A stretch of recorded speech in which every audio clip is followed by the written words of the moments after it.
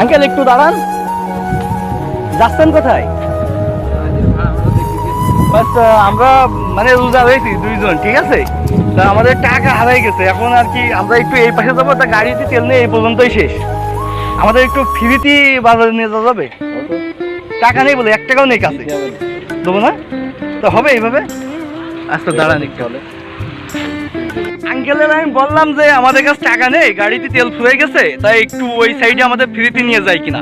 তা আঙ্কেল একবারেই বললো যে ফ্রিতে নিয়ে যাবো। আঙ্কেল কেন বললেন ফ্রিতে নিয়ে যাবেন? এমনি ভালো লেগেছে তাই। মানে কেউ যদি বিপদে পড়ে, যে টাকা পয়সা না থাকে, তাদেরকে এভাবে নিয়ে যাবেন? নিয়েও যায়। যান? ও যাক, ভালো লাগলো। আঙ্কেল অনেক ভালো মনের মানুষ, বুঝতে পারছেন?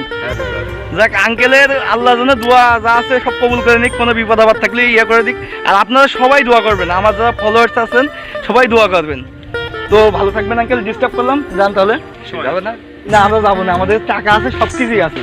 আর কি আমরা একটা প্র্যাঙ্ক ভিডিও করে দেখছিলাম যে মানুষ বিপদে পড়লি যে সাহায্য করে কিনা, এখন তো সাহায্য উঠে গেছে আর কি।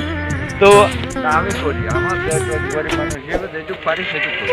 আচ্ছা আঙ্কেল, যান তাহলে, ভালো থাকবে না?